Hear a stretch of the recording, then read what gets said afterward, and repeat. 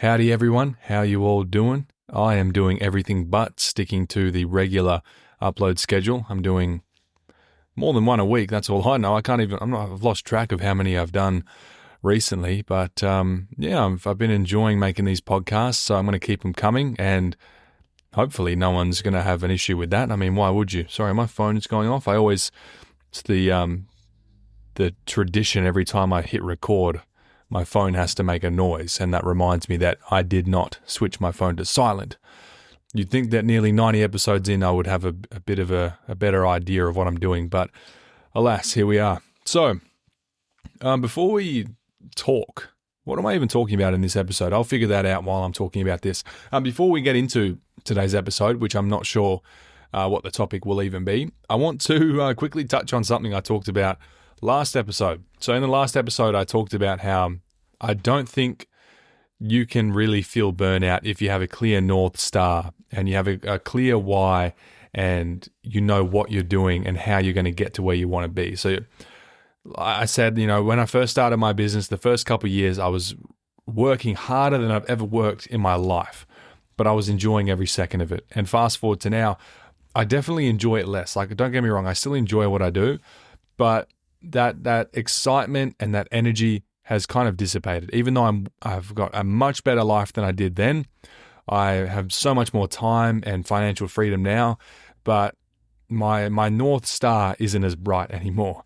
And I don't have a clear kind of path to get to where I want to be. And you're like, but I thought you're the guy that has all the answers. No, I'm just a guy. That's all I am. But yeah, I said that in the last episode and ruffled some feathers. A few people, I think, were a little bit offended that I said that because, there's people out there that have lives and, they got friends and family and stuff they got to do. And so if you're working really hard in the business and you come home and you've still got stuff to deal with, you are going to feel quote unquote burnt out. But, I'm talking about purely from a business standpoint. I'm not talking about all the stuff that comes before and after your business. I'm talking about just your business itself. If you're, picture this, if you're working 12 hours a day, 6 days a week, and you're just like a hamster on a wheel, just running and running and running and not getting anywhere, not having any idea of where you'll be in a week's time or in a month's time or even tomorrow, and not knowing what the future has in store for you. That's when you're going to feel burnout. Doesn't matter what other external circumstances there are, whether it be with family, with your spouse, with friends, with health and whatever else. Like, I'm not talking about all that. Obviously, if you work hard and then you come home to chaos as well, you're going to feel some type of way. But I'm talking about purely from a business standpoint. If you're working 70 hours a week in the business and you have no idea where you want to be or, furthermore, how to get to where you want to be, if you even have an idea of what you want to do, then that's when you start to feel burnout. That's when you start to question, like, what am I even doing? Why am I doing this? When does this end? That's the perpetual hamster wheel analogy that we talk about. And that's when people feel burnout. And that's what I was kind of touching on in last episode. I was like, if you don't have a clear North Star, if you don't have a clear why and a clear understanding of what you're heading towards and how you're going to get there, then your efforts are going to be in vain and you're going to hate yourself and your business because you're working hard for seemingly nothing. But anyway, I just want to get that out of the way because a few people messaged me and were not really completely happy with me saying that, which is, fair enough. I understand their perspective, and I'd be worried if I was 85 episodes into a podcast and, have done over 30 hours of audio recording. So 30 hours of me speaking into a microphone, unfiltered.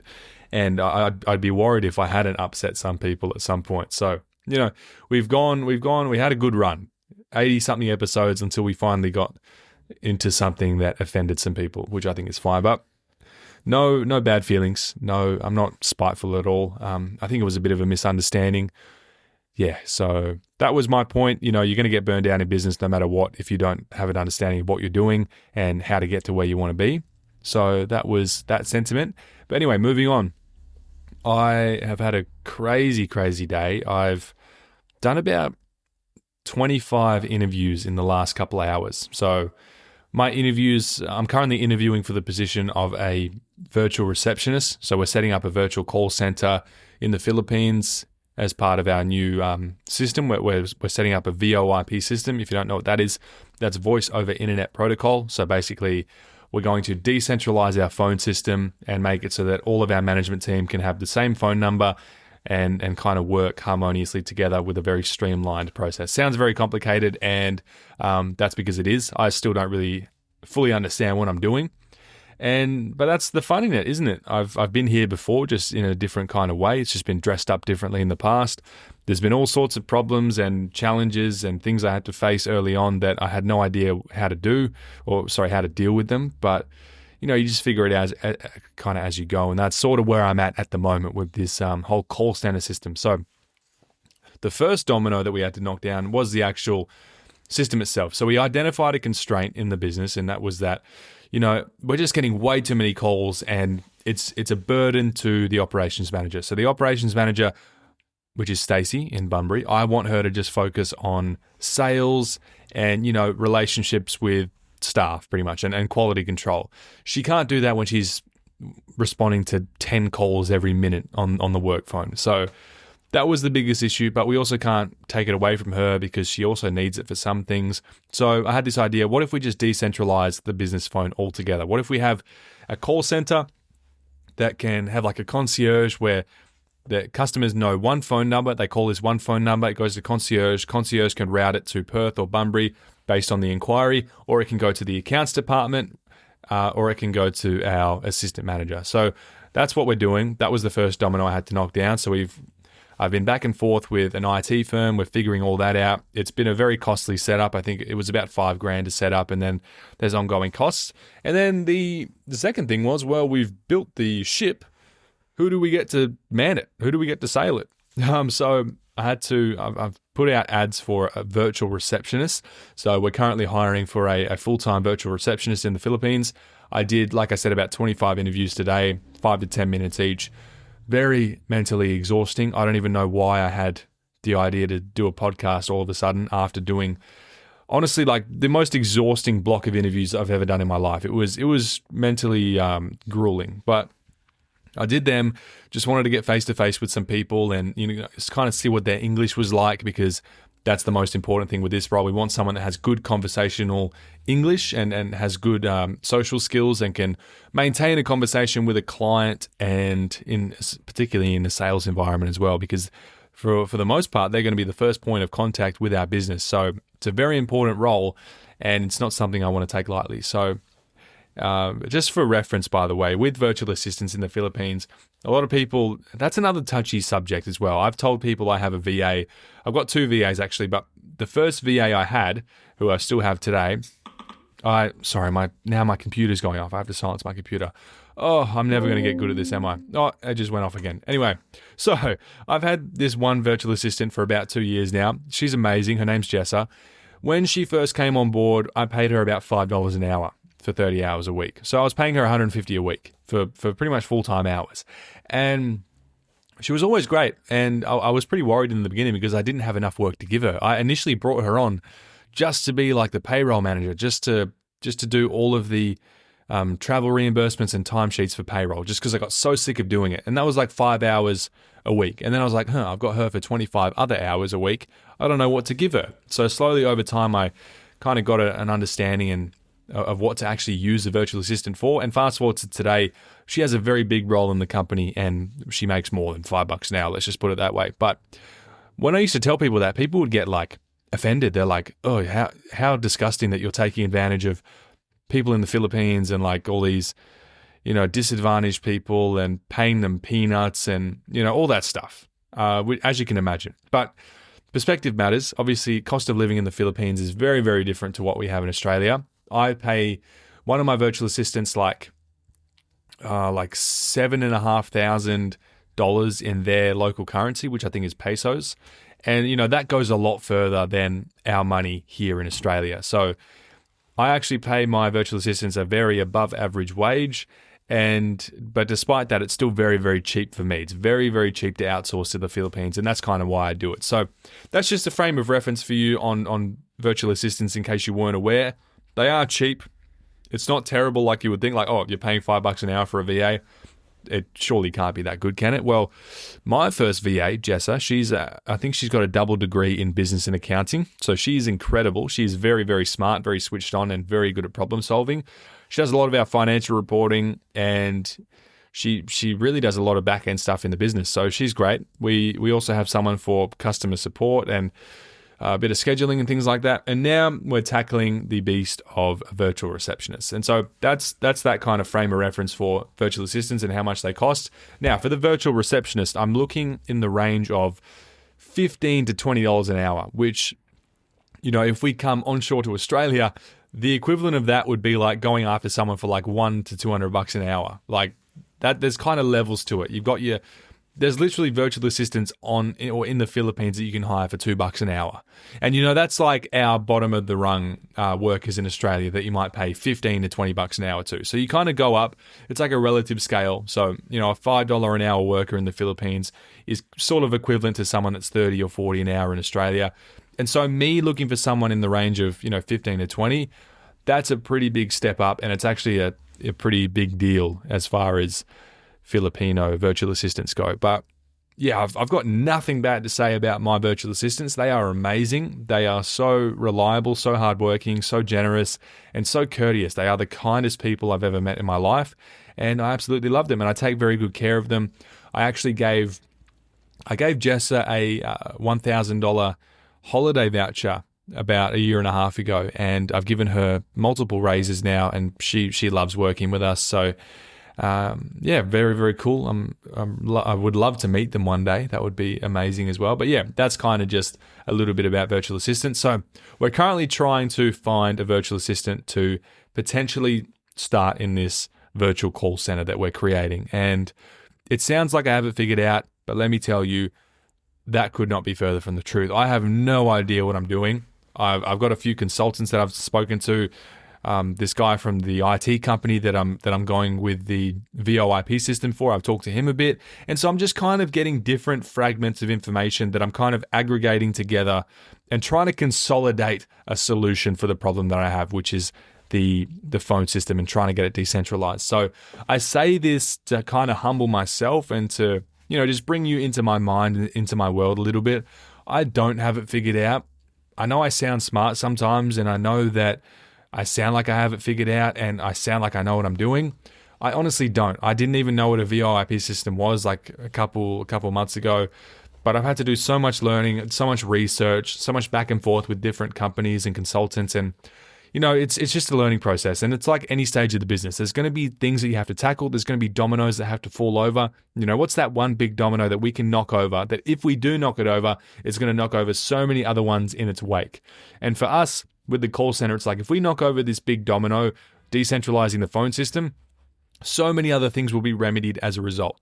Like it'll alleviate so much stress on the operations manager, the assistant manager. It'll streamline our workflows. It'll mean that less customers are lost in the pipeline, because we kind of have a leaky pipeline at the moment where so many calls come through that we literally just cannot get to, because we have so many coming through and we've still got our day-to-day stuff to deal with, that they just fall out of the pipeline and we can't chase them up again. If we call them back, it's too late, So yeah, that's the big domino at the moment, and I'm really just trying to figure it out. Like I've done so many interviews. I was getting really disheartened towards the end, but then I finally, after like 20, had this amazing interview with this lady who's been in, she's worked in a call center for like 8 years full time. And she's incredible. You wouldn't think that she's from the Philippines. Her English is great.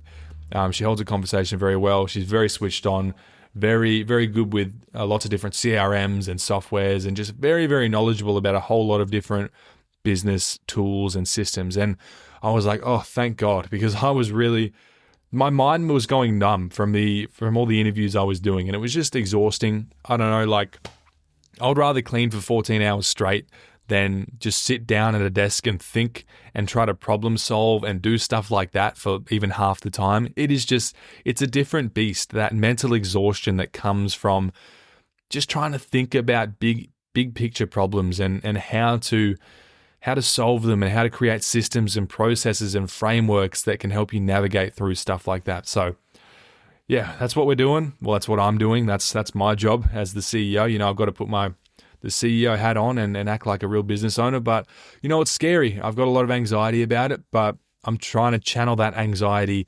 into motivation and confidence and positive energy that I can use to actually build this system out. So I've already spent quite a lot of money on this and we haven't even got anything in place. I've spent a lot of money trying to find the right VAs. I'm going through the interviewing process myself because I want to make sure that this hire is great. This is going to be the first point of contact most customers have with the business. And I want to make sure I'm the one to vet, screen, and train this person. So yeah, very busy at the moment. And just, I feel like I'm back in my roots. Like when I first started the business, I was doing stuff that I didn't know what to do. Like even when I first got Xero, when I first got my accounting software, I took one look at it and I was like, I don't know what the hell I'm looking at. I don't know how to use this thing.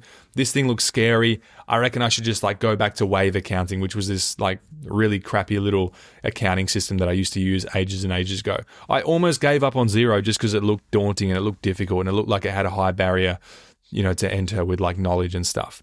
And so I almost gave up on that. Just because of that. It's like there's so many different stepping stones throughout the business journey where you'll look at something, you'll look at a problem dead in the face, and you may want to turn away from it because it just seems like this beast that's too big for you to reckon with and you don't know how to approach it. And it feels scary and it feels daunting. And this is business, so you've got no one else to rely on or count on. You can't just call in sick and have someone else deal with it tomorrow. Like this is all us. It's all riding on us. We've got to make it work. We've got to be the catalyst for that change and that success. And so it's always very scary at every point in the business. No matter how big or small it is, whether it's your first CRM, whether it's your first time setting up a website, whether it's your first time doing a quote and trying to figure out all these things. Like it is scary every single time. It's just dressed up differently. It's just packaged differently. And so now I'm moving into multi-location setups. I'm trying to create systems to streamline a multi-location business. And it's very scary. I don't know what I'm doing, but I have a goal. I have a framework in place and I have a very good concept of what I want to do. I just need to figure out how to put that into action in a way that works congruently with the vision that I have. And so I just wanted to make a quick podcast kind of talking about what I'm doing at the moment because I want to bring you on the journey with me. And yeah, also just let you know that I'm human as well. And I'm probably no better than you. Like realistically, I'm probably no different from you. I'm just a little bit further along in the journey from you, which is what I always say to people. We are in the same boat. I'm just a little bit further along than you. The only factors are like time, energy, and dedication. And I think the main factor is time. There's only so much you can do in 24 hours. There's only so much you can achieve in a month. I love this Tony Robbins quote. I may butcher it a little bit, but I think he says, we often overestimate what we can achieve in a year, but we massively underestimate what we can achieve in 5 years or 10 years. And it's so, so true. Most people overestimate what they can do in a year. They set these massive high expectations for themselves and then they fall short of it and they become disheartened and they want to give up and they want to quit and they want to pivot. But then over the next 5 or 10 years, they keep at it and they keep their head down and they remain on their North Star path. And then they find themselves in a position one day where they're like, wow, look at how far I've come. And I'm right on the cusp of that. I'm right at the precipice where I've had nearly 6 years now of doing this. And I'm looking back now, I'm like, I have come so far, despite all of the times where I wanted to give up, where I looked at one of these beasts in the eyes and I just didn't want to do it. Whether it was as small as an accounting software or hiring my first employee or taking on my first big commercial contract. Every single time, every single time something was new, every time there was a new problem, I did have that feeling of wanting to turn away and give up or try something easier.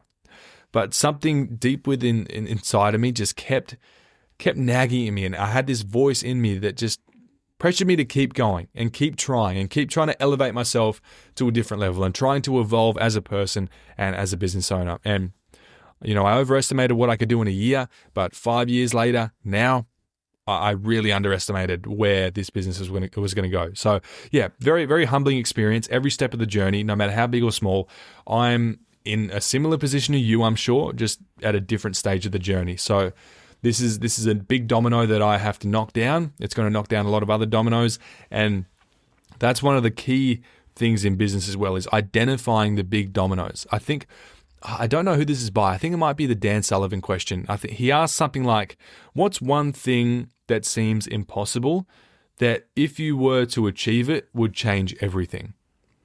it's a great question to ask yourself as a business owner. What's one thing that seems impossible or just not feasible, but if you were to achieve it, it would just change everything in the business? For me, that question was decentralizing our phone system, getting a virtual call center set up. It seems so unreasonable and so out of reach and not really feasible for a business like mine. But then I really dug deep and I was like, what if I did it?